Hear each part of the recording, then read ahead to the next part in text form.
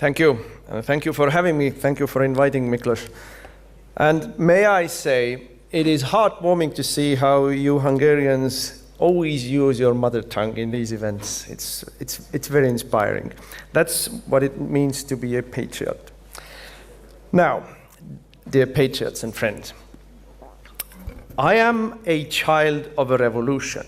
I was 15 years of age when the Soviet Union collapsed and Estonia regained its independence. The rapid changes in society were rolling all over Europe. In some places it was called the Velvet Revolution. In my country, a singing revolution. But the main point was still the same old adage that the ruling classes could not continue and the ruled would not continue with the old order. I look at Europe today and I feel the same change in the air that I experienced in the late 80s. Just like in the dying days of Soviet rule, nothing works anymore. Trains don't run on time, neither do planes land on time. The roads are dilapidated. Police arrives late, if it arrives at all, and never helps you. Borders are erased, wages are stagnant, and inflation is rampant. Everything is layered in endless, soul-crushing bureaucracy that costs time, money, and opportunity. But most importantly, the leaders of the society are spewing complete rubbish all the time. Politicians, academics, business leaders, journalists, entertainment stars are talking complete gibberish.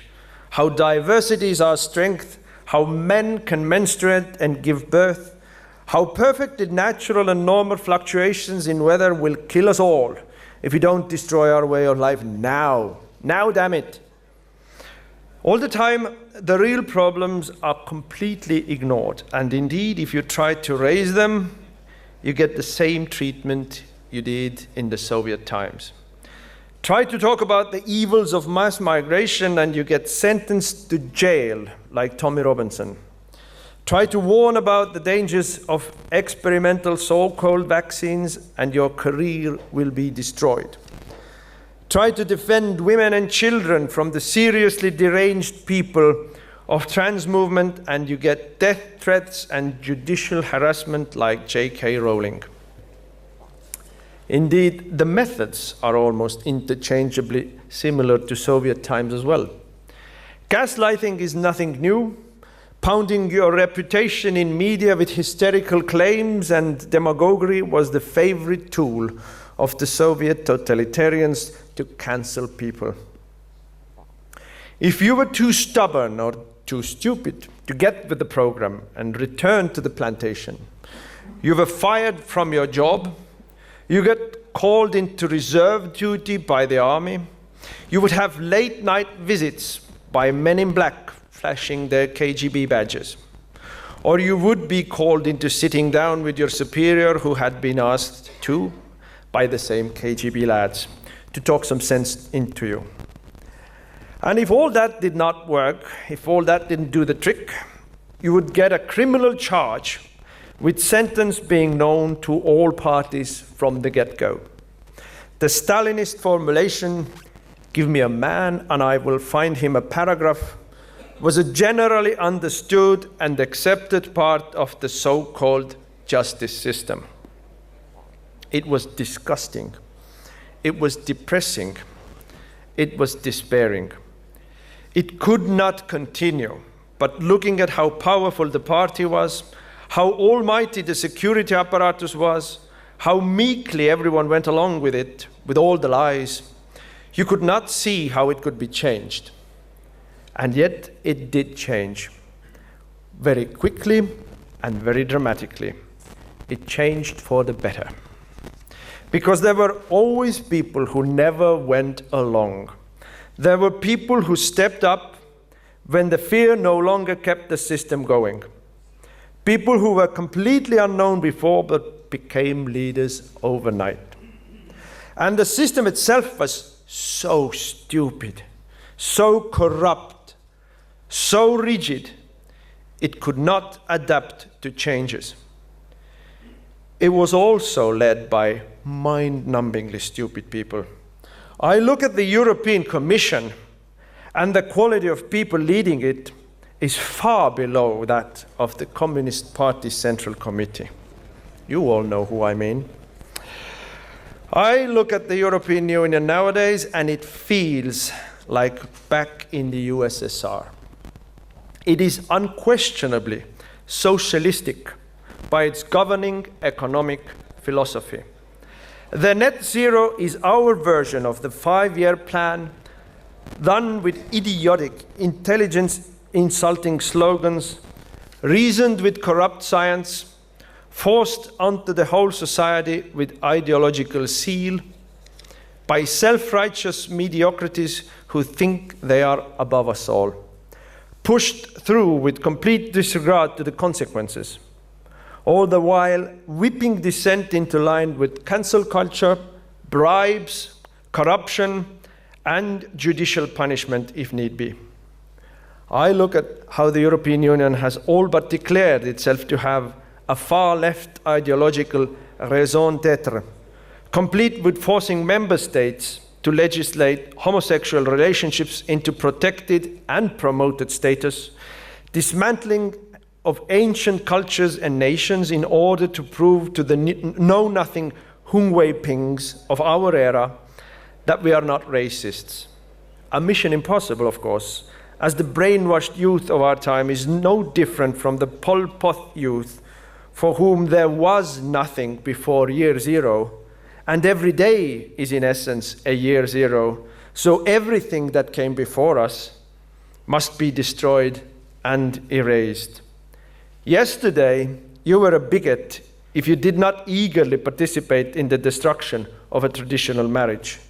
Today, that is no longer enough.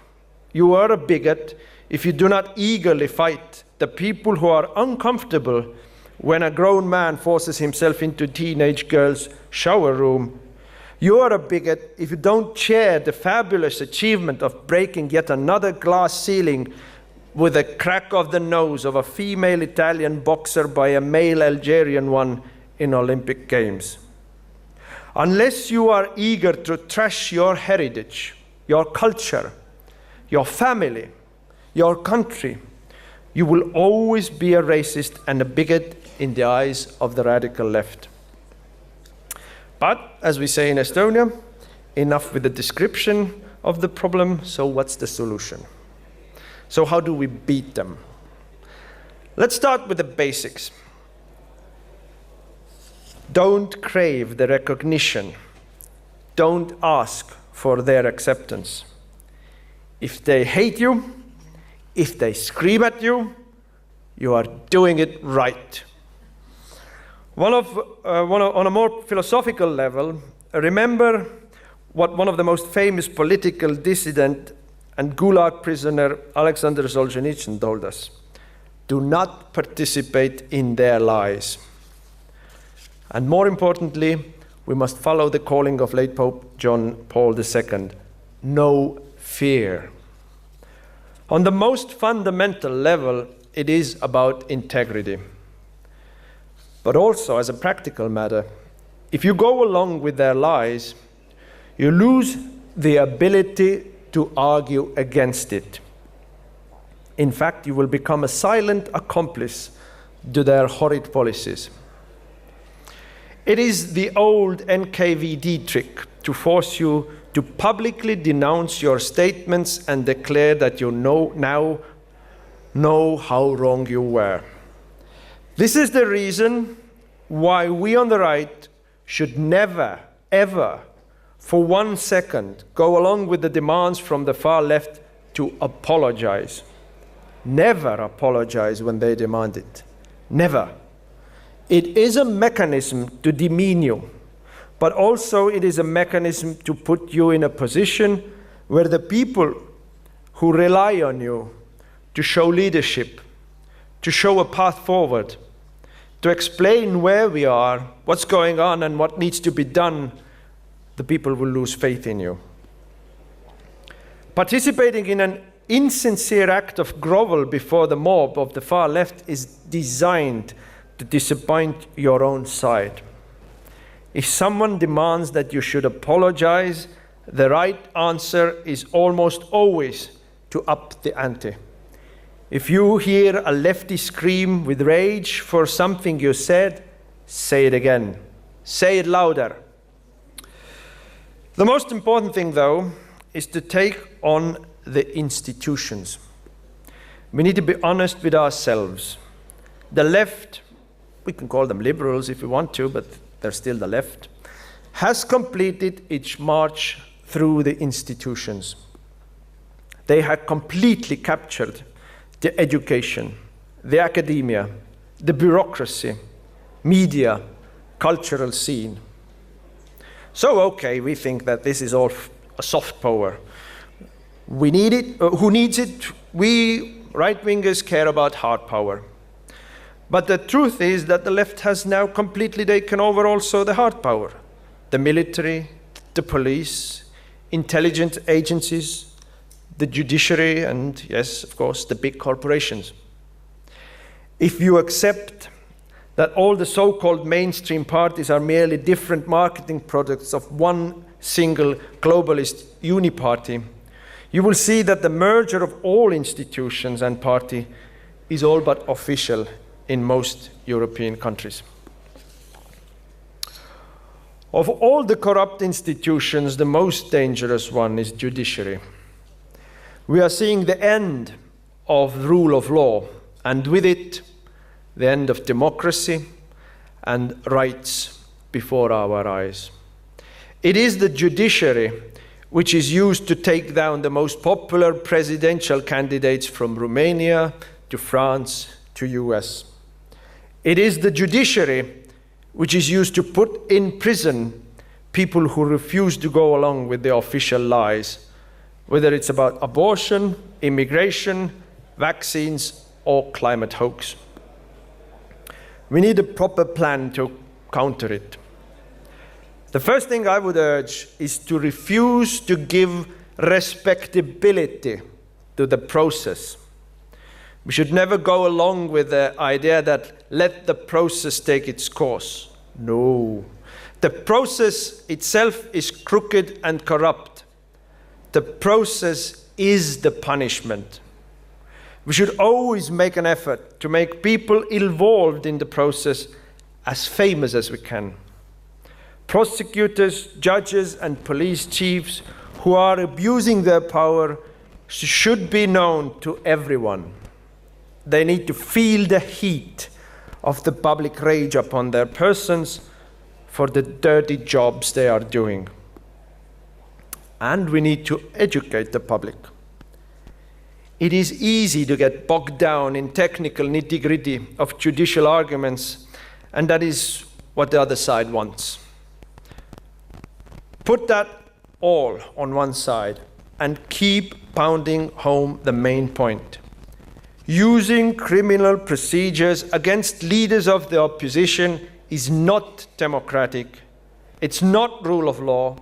It's not independent judiciary. It is exactly the opposite. To allow the ruling party, ruling uniparty, to use the judiciary against political dissent is to allow the dismantling of democracy, freedoms, and the rule of law. Quite simply, if judges take upon themselves to jail opposition leaders, or in their magnanimity merely to bar them from contesting elections, they have done a coup. It is nothing less than a judicial putsch. If courts strike down laws made by parliaments who have a mandate from the people, the courts who have no such mandates from the people have usurped power. Usurpation of power is a coup in a democratic country. It is against the law. If courts get involved into everyday actions of executive power, as they are now in the US, that is also a usurpation of power and a putsch. These people do not dispense justice. They don't defend the law. They dispense injustice and they destroy the law. and with it, freedoms and rights. They are the exact opposite of what they claim to be. So how do we deal with them? Luckily, this is one of those rare occasions where we can say diversity is our strength, and it is actually true. Both in the US and in Europe, diverse political landscapes and laws give us a chance to fight back. In the US, it is the states that offer solution. In Europe, it is the member states.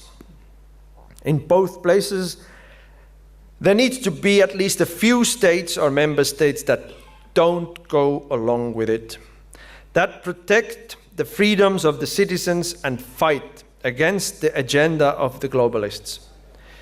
In the United States, it was states like Florida and Texas that fought the corrupt and destructive policies of Biden administration.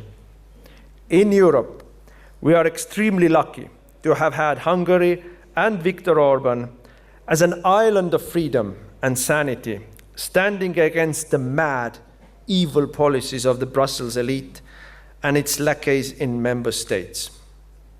And believe you, I know how lonely you felt at times. But things are changing. Now you can count on Italy and Netherlands as allies, and in a year or two, it will be even better.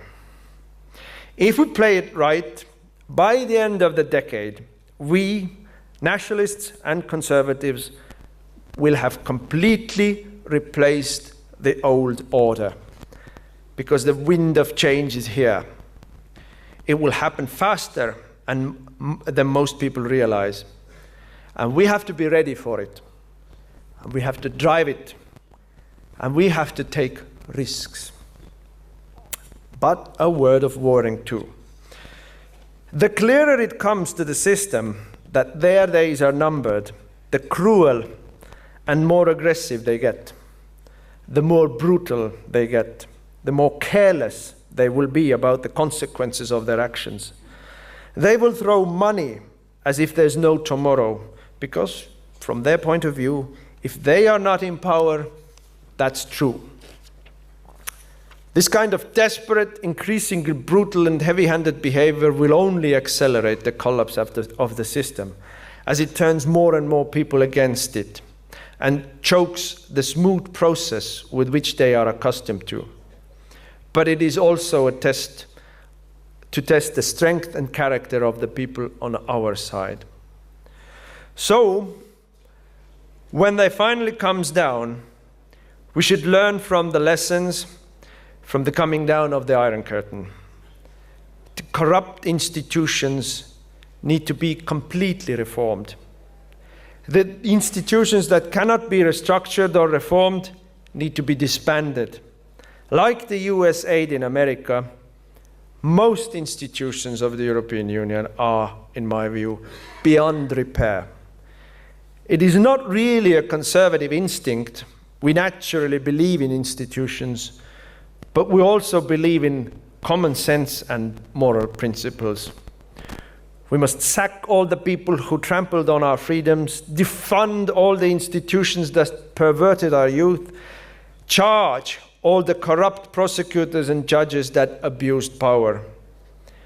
If we want to make the West great again, we cannot shirk from the task of cleaning out the stables of Augean of our time.